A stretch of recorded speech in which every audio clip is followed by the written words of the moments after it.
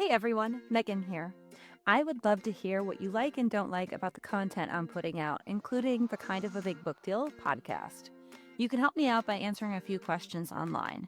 And when you submit your answers, you'll automatically be invited to an exclusive Q&A with me where you can ask me anything you want about traditional book publishing.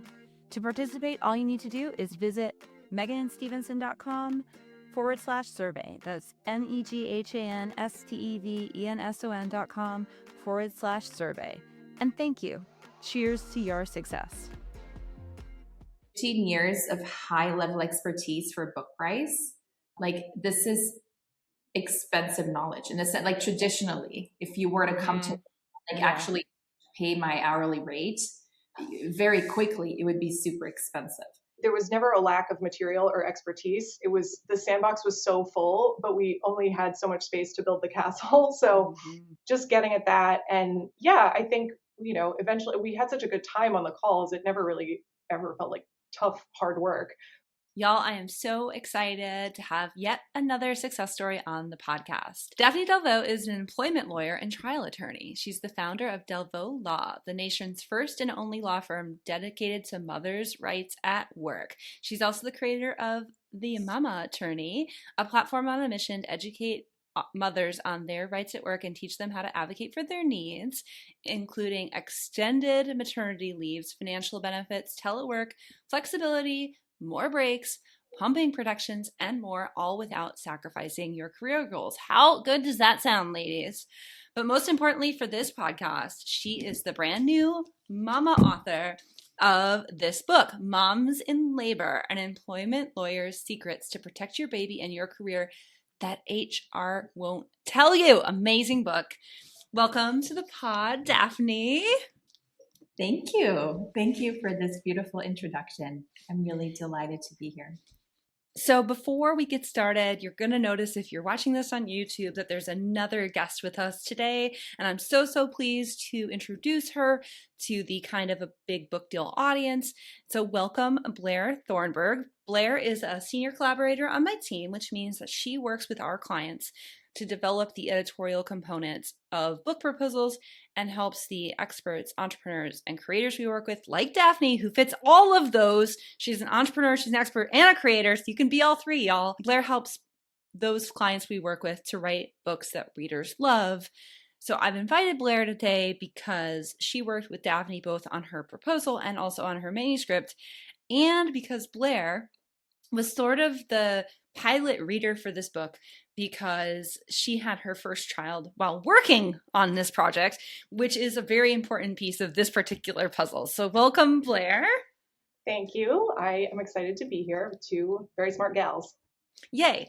Okay, so I want to start out by saying just how important this book is and how proud I am, both as a friend of women who have children and also as an employer of women who have children, to bring this to the women who so desperately need this information that you, Daphne, give in its pages. So I want to go way back to the beginning, to when you started The Mom Attorney. Can you tell us what inspired you to start posting on social media way back in 2019?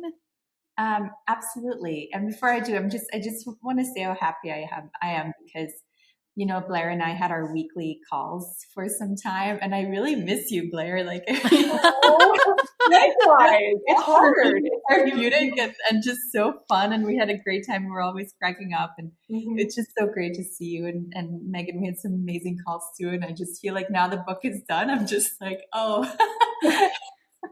Can we just keep chatting every week? Is that cool? Yeah, it's like being an empty nester now. It's full in the coop. But the reason I started posting is because I am an expert and I saw what the public discourse was about my work, and it bothered the shit out of me, honestly, because it was really wrong. And so anytime you're an expert in something and you have subject matter expertise, I'm sure you have this too, and people say something online and they go viral and it's completely wrong, and they get a bunch of clout for it, and people are actively being misinformed and misguided, which leads to, in my work, job loss. It leads to women going back to work when they're 6 weeks postpartum and they're still bleeding. It goes to women working through high risk pregnancies or going back to work when their baby's in the NICU, like really, really important life threatening situations. And so what I was seeing online is just this super depressing rhetoric around motherhood and work in America. And, you know, what we've always tried to do also with our book is not to play too much into it, and not to say that there's no truth to that. Of course, it's very hard. I don't want to minimize the struggle, but I was just really tired of seeing the same repeated narrative, how women don't have any time off and you get pushed to the mommy track, to the point where I felt like it was becoming this kind of self-fulfilling prophecy. And what I was seeing in my work as a lawyer is actually there are a lot of rights available. There are options available. There are these laws that have been specifically designed to protect mothers and women during this really vulnerable stage of life. If only they knew, one, and two, have the bravery to ask for it, because that's another challenge. And so I started to share this information publicly. This is really beautiful because at the time I was one of the first lawyers that shared this kind of expertise online. And it was kind of new to marry the law and technology in this way. I mean, this is information that's been historically kind of kept closeted. Of course, employers know this, industry knows this, institutions know this, but the people generally don't really know that much about their rights. But I wanted to break open the conversation of it's just so terrible everywhere. And I just wanted to create a conversation around what is actually true. And that wasn't easy to do because, as Blair knows, and as the book also shows, these rights we're talking about are hyper localized. And so how do we speak to everyone in a way that honors them and is also accurate in terms of their rights? And I think we really figured that out. And I was able to kind of hone that practice over the years of posting. And I think that was important because by the time it came to the book, it was easy because I'd already tested so much of my concepts. I want to stop there because I want to pause. Based on our data, most of the people listening to this podcast actually need to grow their platform. And what you just said is really important in that by the time you got to the book, you had already tested content. You already knew what your audience wanted to know. In terms of building an audience and a community like you have, which is so rich and in the hundreds of thousands of women, both like in your front-facing stuff online, but then also in your memberships and working with you in paid capacities, what would be your best advice in terms of developing your business and your thought leadership in that way? I love this question because I've actually been recently sitting with that in terms of like, how did it grow to across platforms? I'm now at almost 500,000 that I kind of built in the margins of a law firm practice and then writing the book. And I think it's because, I mean, I think we assume a lawyer will come online and be kind of boring. And I've definitely been around a lot of lawyers who are boring. And I have to say in the beginning, I was very careful. I was like, here are your rights and blah, blah, blah, blah. And it was like great content, but it was also like boring. And I think like, especially with the rise of AI, like we have to be careful. We're not just like giving encyclopedia type information. And then those of us who are experts tend to write these dissertations of like, oh, it has to be complete and full and so you get a little bit stuck and then you end up doctoring what you want to say. You end up over scripting it. You end up, maybe you take it down if a post doesn't land. And what I have done is I have between my posts, which are about my work. So for example, I would do a reel about extending maternity leave, but then I do like 3 posts after that are just me being sassy. Like most of my content is just me being super sassy and calling shit out. But also without it being like hopeless and depressing. Because if I can be honest, I'm really tired of all of us talking about patriarchy. It's like, all right, what are we going to do about it? You know, like, what are the solutions? How do we have power in our own lives? And I always try to end on the note of you have agency, you have sovereignty, you have power. And so we call the shit out. We show the patterns. And then also we say, and here's how you move forward. Because otherwise we just leave people in this place of frustration, which I find unkind. And so that is one thing that I am really insisting on is like, how do I bring something that is actually helpful and encouraging instead of like further adding to this collective despair. Another thing I also don't do is, for example, like I don't show other people's trauma on my platform. You know, like people who like take videos of people going something that's happening somewhere, and I wouldn't like take that and then like cry about it. Like I find those things a little exploitative and weird. And so I've always done my own thing. Everything I do is completely original. I don't take anything from anyone. And I think people really respect that. And they've come to really see my voice as my voice of like, I have a specific distinct voice. And I think this is one of the reasons also why I was able to get a book deal, because I'm not just like a media content house, right? Like I'm actually just my thing. And so people really know what my stance is. And I try to infuse everything with a lot of personality. Even my legal posts are just plain normal English. They're funny, even when it's not super funny, but what else are we going to do? I mean, we're either going to cry about it or laugh about it. So I decided probably both. Probably both. I love that though, because there's a lot of like doom and gloom online. And I just noticed it in the vibe of, you know, I live in a very blue city in America. I live in Seattle, and it's just very doom and gloom. And y'all, that's so close to learned helplessness. Yeah. And it gives up all your agency. So it's just very interesting to me as like a person looking at it. But I think that has been so successful about your brand, right? You have a very defined perspective. You are actually out there leading thoughts, right? Everybody wants to be a thought leader, but very few people are, because they're just parroting the same shit. You're not doing that. Which leads me great to and I think that's great advice also for anybody. It's like, put your spin on it. You know, if you're not sassy, you don't have to be sassy, but if you're funny, be funny. If you're light, be light. If you're really empathetic, be really empathetic. Like that authenticity is going to shine through your platform, and it's going to benefit you. And don't create for the audience. And I think this is the most important thing, is that we're, as creators, it's like, what does your audience need? What do the people need? But then it actually creates this inverted expectation of like, you're actually speculating and guessing, and you may be able to figure it out following the algorithm. But in the end, it has to move through you. Like you have to use your platform as an experiment to get to know yourself better, and to get to know your voice, and to really check in, like, what is moving through me? What is actually my opinion on this? And it may be controversial. It may be misaligned with the conversation of what everyone is saying. Like I did this post the other day, why I'm not raging at men anymore. And like, not everyone was ready for that, but I'm like, I feel about this way right now. And so sometimes I get stuck in that of like, oh, this is what the audience need. This is what the people need. But then I think it removes the agency, because you're no longer you're creating for what is true. You're just kind of following the trend of what you're seeing. And then you're also setting yourself up for failure, because then if the audience doesn't like it, you're like, oh no, I failed to meet the expectations. And then suddenly you have a boss again, and you're like trying to meet KPIs, and it just doesn't feel fun anymore. And I think it's so important, if you're going to be public and you're going to have a platform, it has to feel experimental and kind of like R&D and kind of like interesting, like a personal growth experiment, so that it's less about the people and more about like, ooh, interesting. I thought this was going to land. It didn't. How do I feel about that? All right. Well, I still think it's really important. Maybe people aren't ready. Fuck up. And so you just like find a way to forge your voice by moving through this super complicated space where you're like punished if you take a week off. That just happened to me. And I just had to get to a place of like, I trust that people will find my voice if they're ready for it. And not everyone is. It's fine.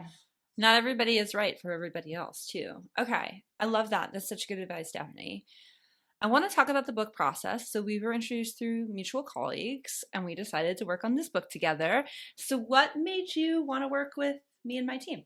Well, I knew what I can bring is volume of information and poor planning. Yeah, for sure. But I was also listen, like it's just how I move. But I was also running a business. I have you know, like a law firm, and my babies were still young, and I didn't want to do it alone. And I just felt like I'd done a lot of projects alone, and this felt too important to not have a bro. And I just always tell people, like, you have to trust the pros. Like, don't go to HR to talk about your maternity. You've got to come to someone like me, or, you know, you have to figure these things out on your own, but at least like get a resource that is trained on this issue instead of randomly Googling it. And so I'm like, okay, if I say that and I believe that, and I believe that about every expertise, I'm not going to DIY this for myself. Like, I'm not going to like put this together with Scotch tape. Like, I'm going to actually go to the pros. This is an industry that is new to me. I don't understand it.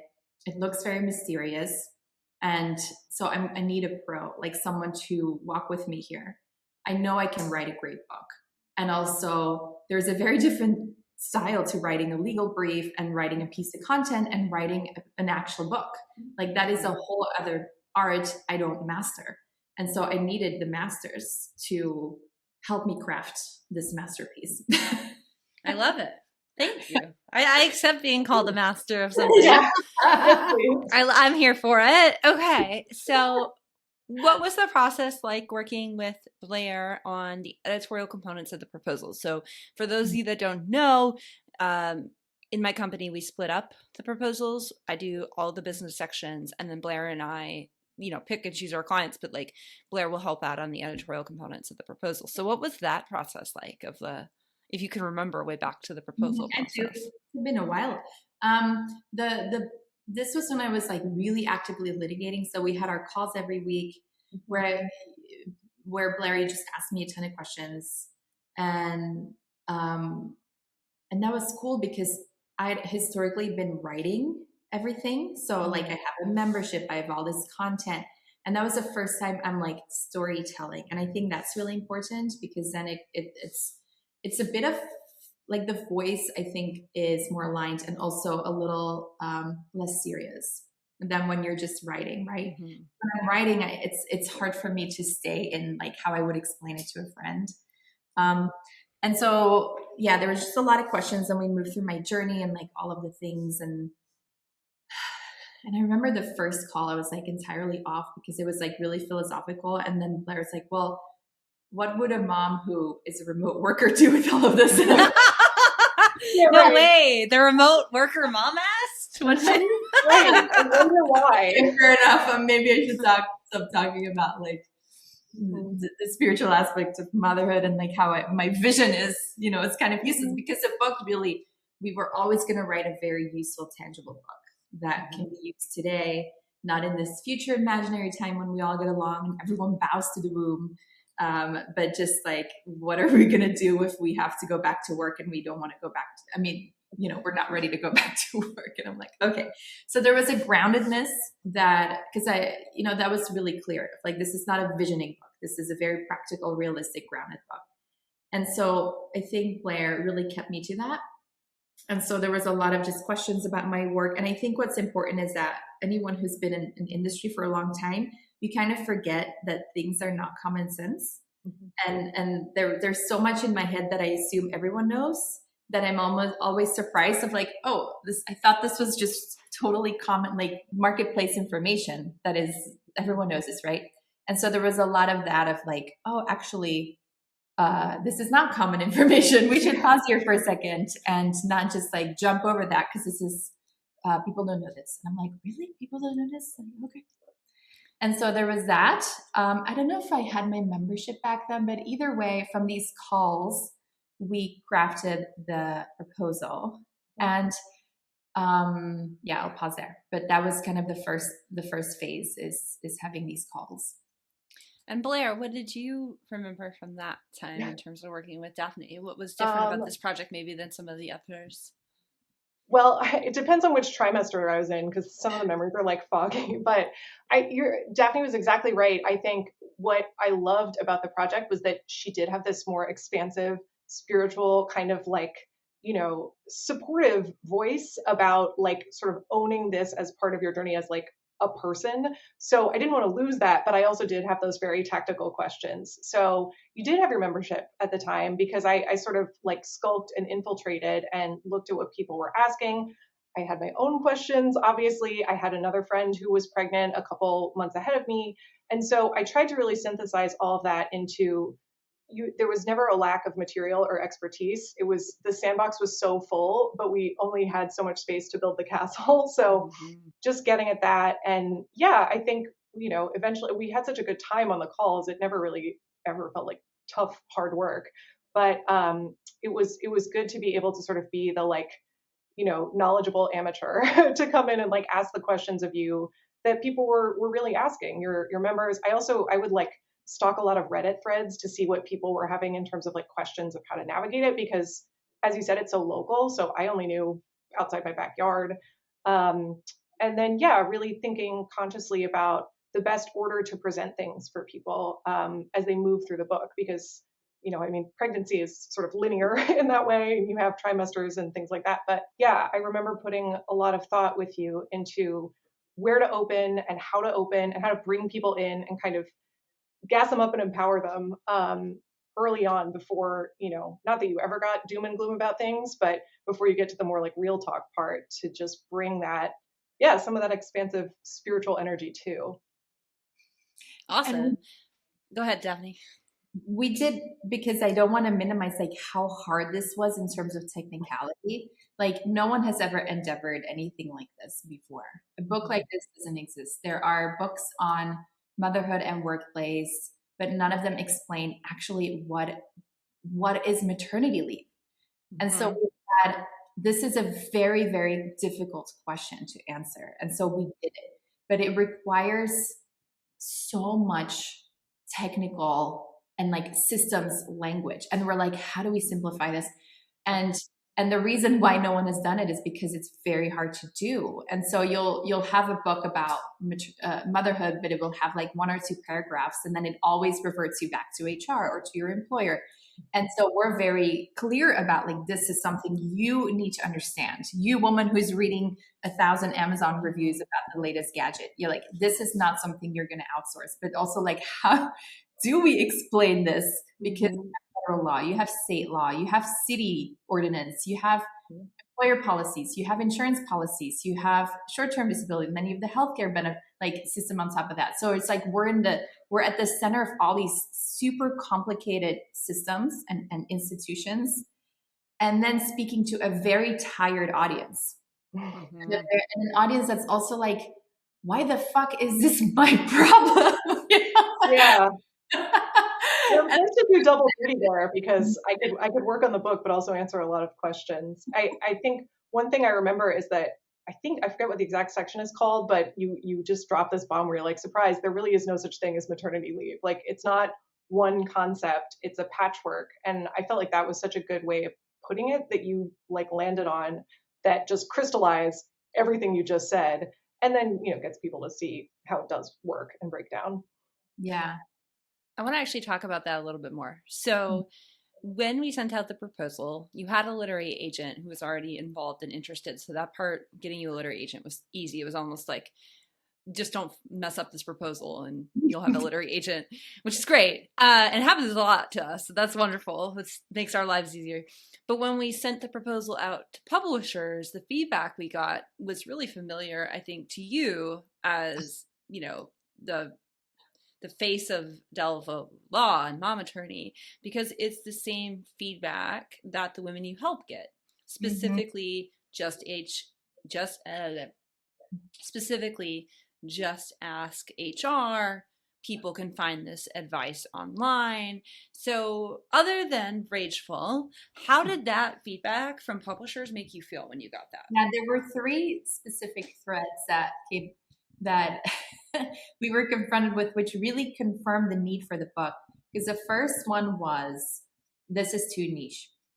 And it's so interesting because motherhood and work has been put in the margins. And what I mean by that is the experience of motherhood, pumping, morning sickness. These are all things we're supposed to not bring to work. And it has to happen behind closed doors. Don't bring it up. Don't even bring up you're pregnant, because maybe you'll lose the project. And, and so there has already been this trepidation around how do you bring the conversation of motherhood to the workplace in a way that is collaborative and respectful to everyone involved.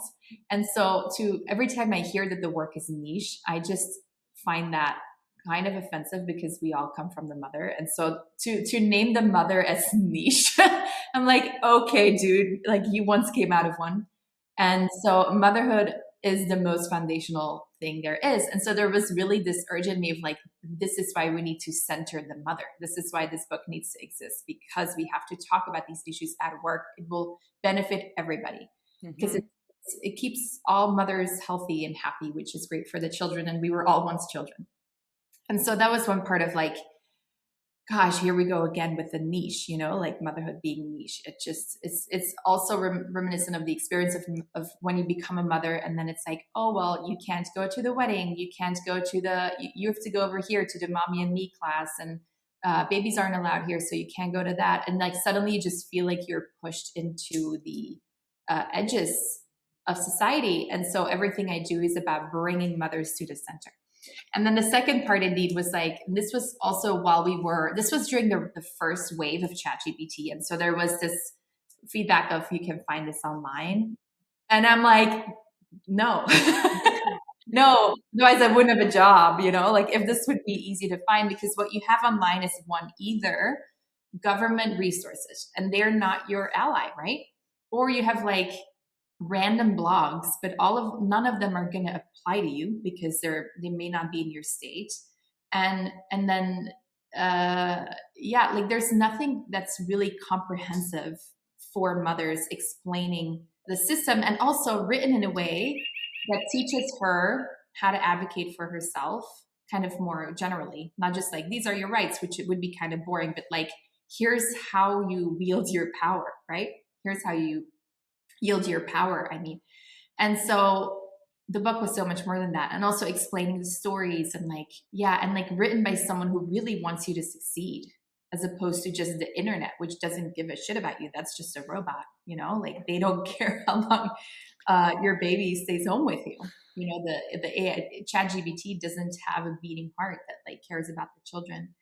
And so, the other piece of feedback was that you should just ask your employer for it, which we have a whole chapter about. So it's like, okay, cool, bro. You like actually didn't read the proposal. Yeah. And you know what's crazy to me? Okay. So editors can be wrong. I just want to say that agents can miss big projects, reject big projects. Editors can not see it, not understand it, because a lot of their decision-making is subjective. A lot of their decision making is not based in facts. We just had a proposal go out that editors didn't get, and it was for themselves. And I was like, me and Blair were just like, who are you talking to? Because our friends say that this book is needed, right? And you know, I'm an employer myself. I had to navigate a mat leave, and I was so grateful that you were in my ecosphere, and I, you know, was working with you, because what we realized in that process, and I think we've touched on it here, is that every state is different. And I had an HR consultant helping me, which was really helpful. But like in terms of that, it was like, you know, no, just because I'm based in Washington State and our state has a very generous paid family medical leave policy. If my employee is in another state, then I can't, that's not relevant. And I had to learn all about fucking Nexus, which I never knew. And which is like, basically like, do you do any business in this state? And like, it was a whole fucking thing. But I had no idea, right? I'd never had employees in multiple states before. It's like the learning curve was there. And so it really, really needed. It was really needed in terms of your book. So I think your book kind of hits on, obviously it's for mothers. I think that's the primary audience, but I do think that for small business owners, for HR people, this is also an important book to read, because it does give you the idea of like what your people might be asking for and the accommodations you need to make. And as a business owner, having someone leave, I was just talking to a colleague at a publisher, and she was like, God, my best editor is leaving on mat leave, and I'm so happy for her, but it's also going to be a total pain in my ass, right? And like now we have to figure out all these like stopgaps, and I just was like, oh yeah, I totally see that Daphne's also, because you're probably an employer or yourself as well, empathetic to the employer side of things as well, which a lot of advocates are not, right? They're all like, employees deserve X, Y, and Z. And it's like, well, there's a reason employers aren't giving it that. And it's not just because they're greedy institutions, although they are. But like there's both sides. So how do you see your book going forward? It's been out in the world for a little while. It's been birthed. It is out of the NICU and it is out in the world. How do you see your book helping with both sides of these conversations and maybe making those conversations easier? Yeah, this is such a good question because I didn't want to write an antagonistic book. All of us have to somehow survive capitalism.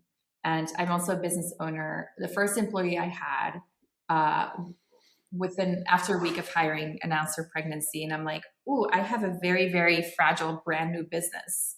This is like actually very hard."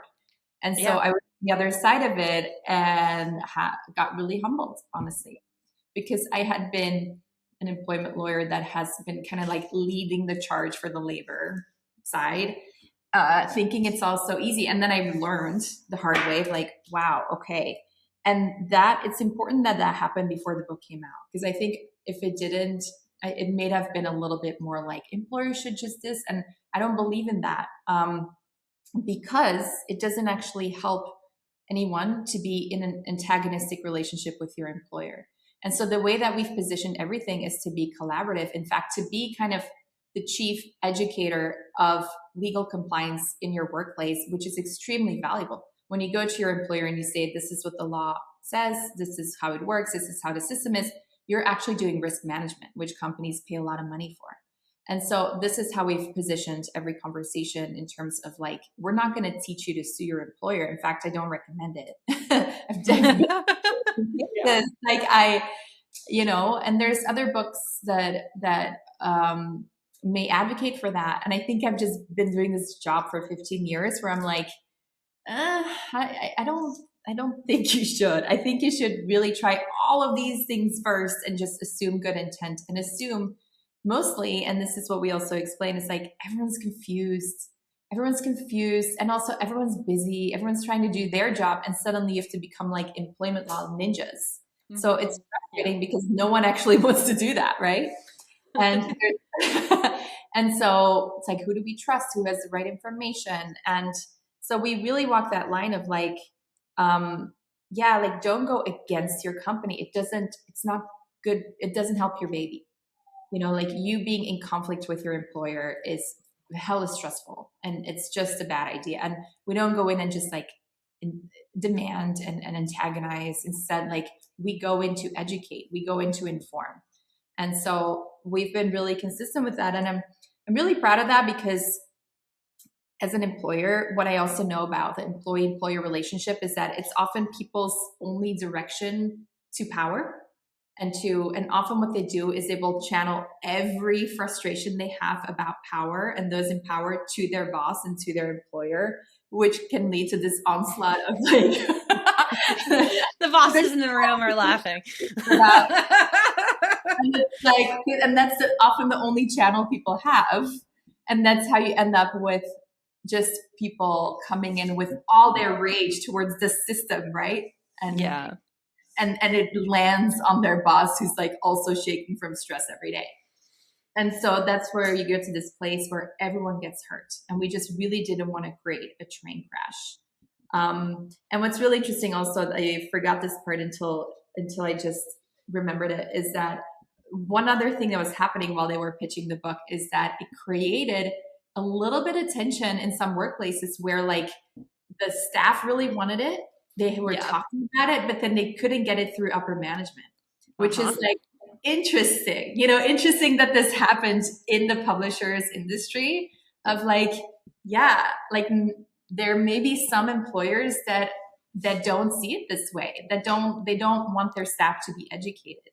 And so that was also a really interesting thing. And I'm just so grateful that, because there is an element of what we teach that is about not working, right? Like being home with your baby or working from home or taking pumping breaks. And so when you bring that message to industry, not everyone is going to be able to digest that. Not everyone's going to be supportive. And it's not that shocking, which is where publishing, which is a female-dominated industry, that still has high-ranking men disproportionately in executive roles. That makes a lot of sense to me. You ended up with a male editor, which I think is fantastic. And he was like this, I mean, he's amazing.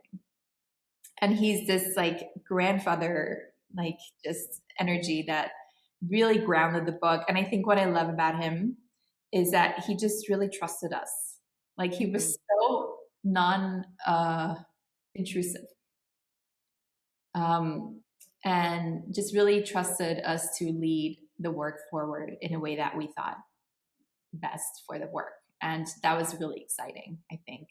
Just really hands off and just in so much trust from the beginning to the end. Yeah, that's how I feel. Your story too ends up, this podcast is called Kind of a Big Book Deal. And when you did land your book deal, despite all of those, I don't want to call them conspiracy theories, but like all of those headwinds, I guess is a good way to put it. So against all those headwinds, when you did land the deal, ultimately with HarperCollins, the offer was pretty modest. I think it was below what we would say is our standard. So when that happened, were you disappointed? How did you think? How did you feel? Were you, it's kind of mixed emotions, I would guess. I was disappointed, and I was also thrilled that we had a deal. I was, and I don't know if this is still the same, you can tell me, but it was so clear that it's very hard to get a publisher to support your book. And, definitely possible, but that the industry's changed. They're no longer just like sponsoring any kind of female empowerment book, which they did maybe a couple of years ago. It's like, it has to be a very specific, useful how-to. And so I was just happy, like, oh, we got through the door. Like that was, and I had this incredible connection with Tim Burgard of HarperCollins. We just were really vibing. And I think I was just relieved that I could trust the instinct that I had and the intuition about him, because I felt in my body, like, this works great. This is going to be great. And I think I would have been more disappointed, for example, if I got like someone else at a higher number, because then I would have been like, wait, Tim, like what happened to Tim? So that was really good to just be like, oh, I can trust my instinct about him, because that was such a great conversation. But at the same time, yeah, I also talked to some friends who are authors, and everyone is like, well, the numbers are not what they used to be. And it's not like a personal indictment. And particularly in your season, because we sold the benefit of working with us is that we see it, right? We might have, in any given year, we try to go for $1 million. I didn't get that last year. I came close, like 950, 960. But like where we see it is we get to see these broader patterns. So in the season that you sold your book, so in terms of season, 6 months, 3 months, somewhere in there, all the advances were low, right? Like we were like, oh, everybody, Daphne only got X amount, Jamie only got Y amount, Aiko only got Z amount. It was very interesting to see that, because we saw huge advances, like probably advances where me and the agent would be like, it went for how much? Right? In the other way, in like 2021 post-pandemic. Yeah. And that was because of our forces. But it's super interesting to see those kind of numbers go up and down. And, when you have the long view of seeing a lot of deals over time, which I've done over 30 deals since launching my own business, you could kind of see that over time of like, and that's really where we get to detach and say, hey, it's about market. It's about like, I paid X amount for my house, but now it's only worth Y on Zillow. Does that mean I overpaid? No, it means the market's changed, right?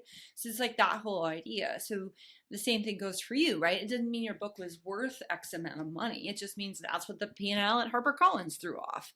And that's also why any agent or any reputable agent will tell you that the highest offer isn't always the best offer, and that it's much better to have an editor that you feel connected to, like you did, with Tim, that will see the vision and align with the vision and not try to fuck up your vision in the process of creating your book. So like that was really, really important. And also now, and I'm sure you know this, with a more modest advance, you get to royalties faster because you'll earn out faster, which is great for someone like you, where this book is perennial, right?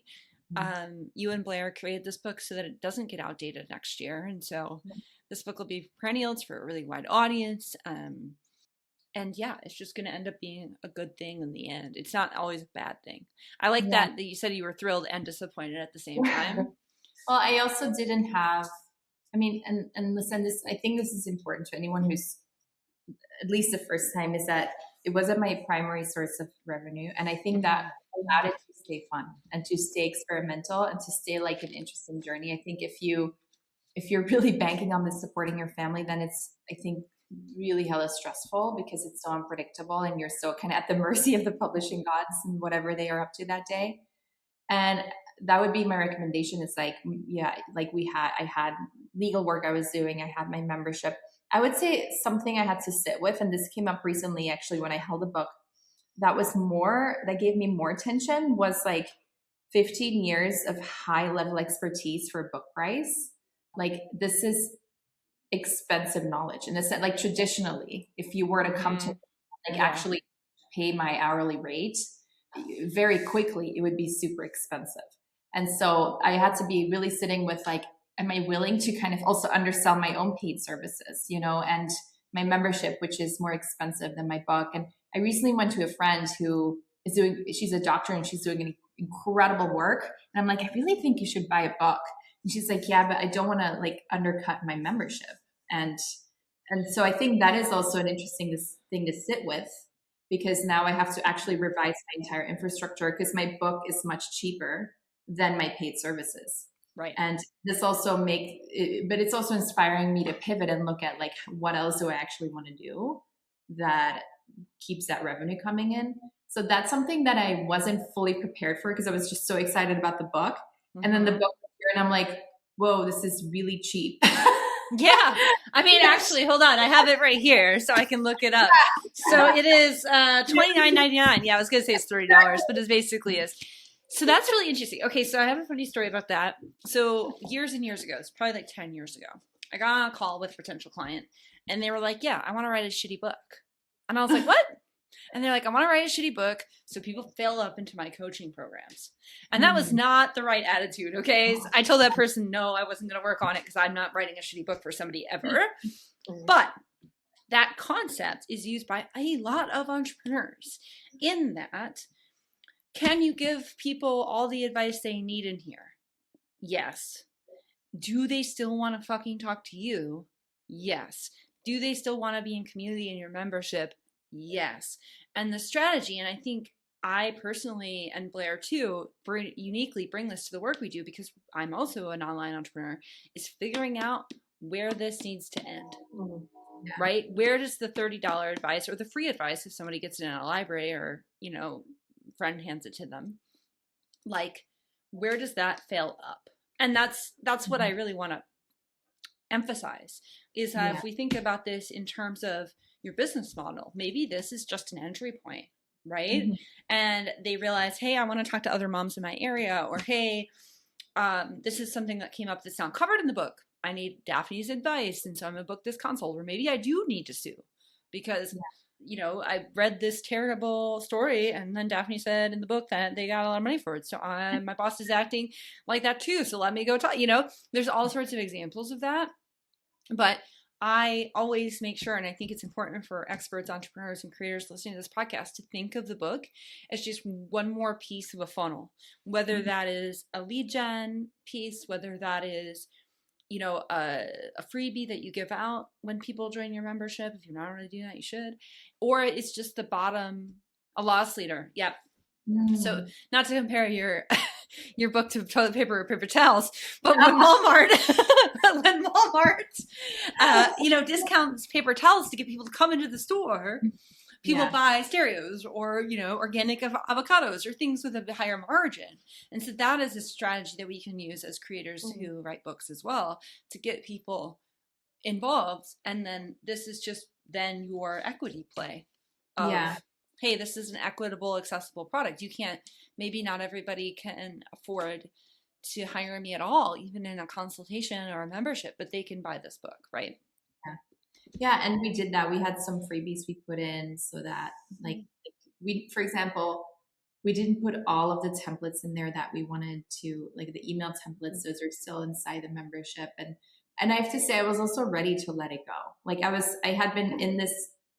I also trust that there's like seasons in our work life, and I had been doing this work for quite a while, and I kind of wanted to put all of it in a physical form so it had its own body. So I could be like, now it doesn't live in my body. Does that make sense? Like, I had to, and it was like, I felt intellectually constipated. I'm just like, in my brain, all this knowledge lives, like, let me put it into another book body, which is, it has its own physical form.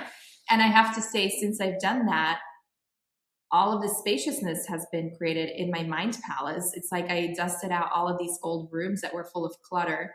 And now I'm finally having this space of like, oh, I want to create this thing and this thing. You know, I'm now doing all this work with entrepreneurs and setting up their businesses, which is something I've been wanting to do, but I was kind of doing the same thing for a while.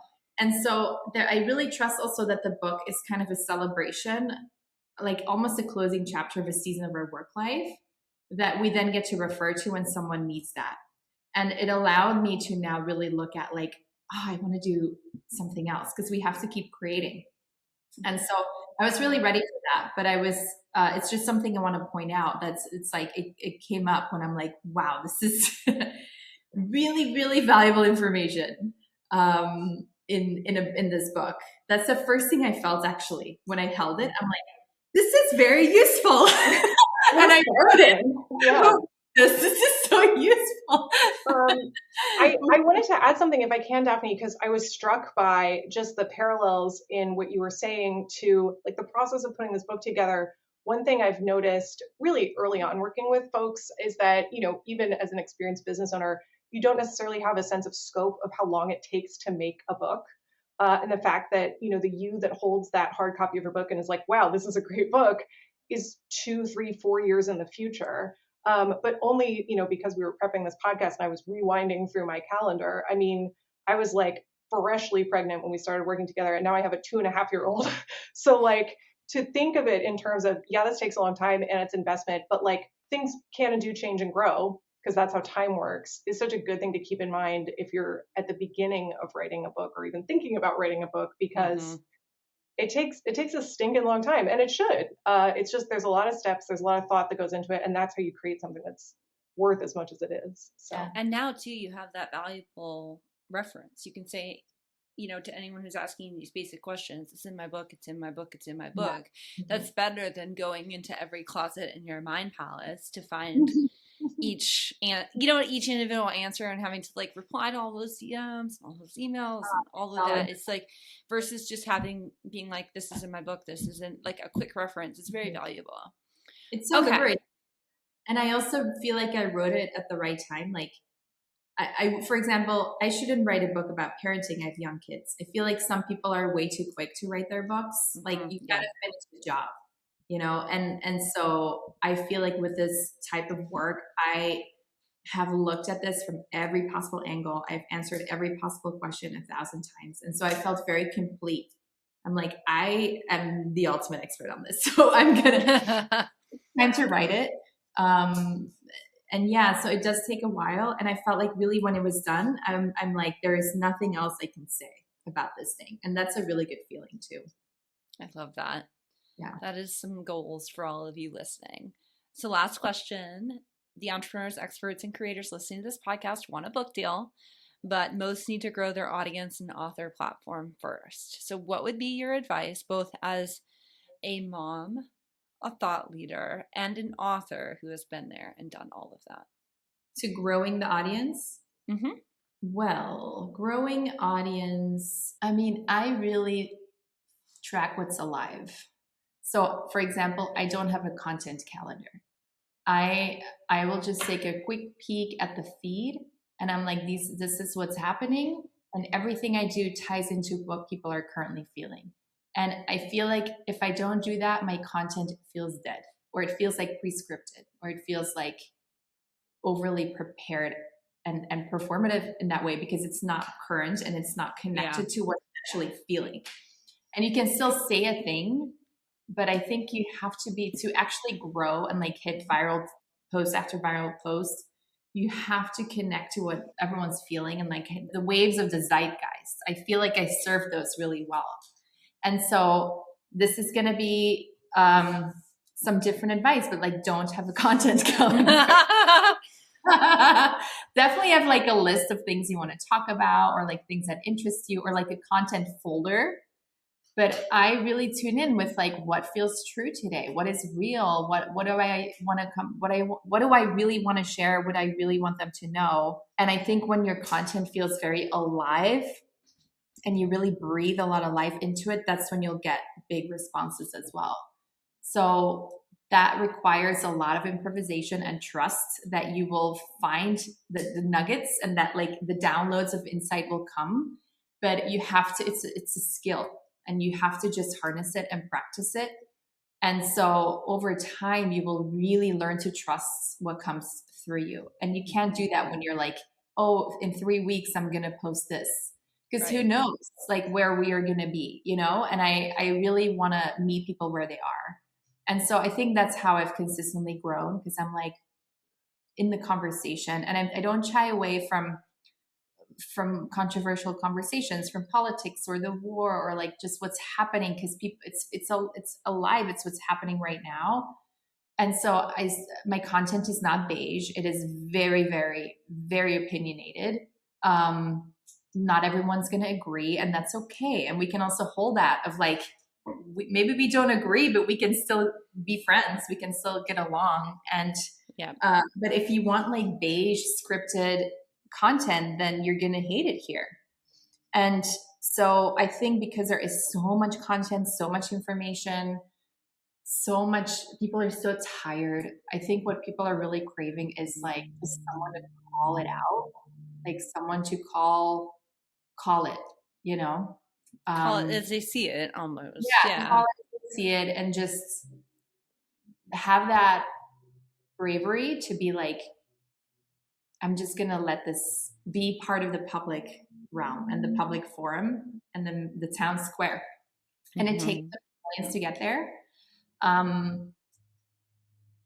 You've got to have, like really good boundaries with yourself too, and making sure you're blocking some haters if they're really mean. But growing your audience, definitely. I mean, some like really specific tech hacks that I use with ManyChat is making sure I get people on my lists. So I always have like a feature where people get it either on my newsletter or my Substack. I also have a feature when a new follower follows me, they also get a link to join my newsletter, because I just don't trust the tech lords to, you know, to protect my orbit. And so I use a lot of those funnels. Substack, I really like, really great place to kind of test your concepts, and also to, to really grow your voice. But I would say, like bring what you know, and then merge that with the conversation that's happening. Like, what is your piece you're going to add to what everyone's saying on the town square? Because that's really how us humans are naturally evolved. It's like there's the town square conversation, and then we're all kind of in and out of that. Right. But you're just going to stand there and like randomly share your 3 tips for advocacy in the workplace, but everyone's crying because something, like it doesn't, there's an incongruency there. Yeah. I get that. I think that it is like, that's great advice. I mean, I think to contribute to the conversation that's happening, infuse your personality and expertise and your voice, and then find what resonates with that, because that's what's going to end up in the book and make the book easier too. People underestimate the value of platform building in terms of informing the actual book and making the actual book content easier as well. Y'all, this has been a great conversation. Daphne, thank you so much for joining us. Blair, thank you so much for your contributions today. Y'all, in addition to a link to buy Moms in Labor by Daphne Delvaux, she's also giving you an entire bundle of freebies called her Bundle of Joy. And what is it, like a dozen resources or something very generous? Over-delivered again. I'm such a high achiever. So there's a workshop on severance negotiations.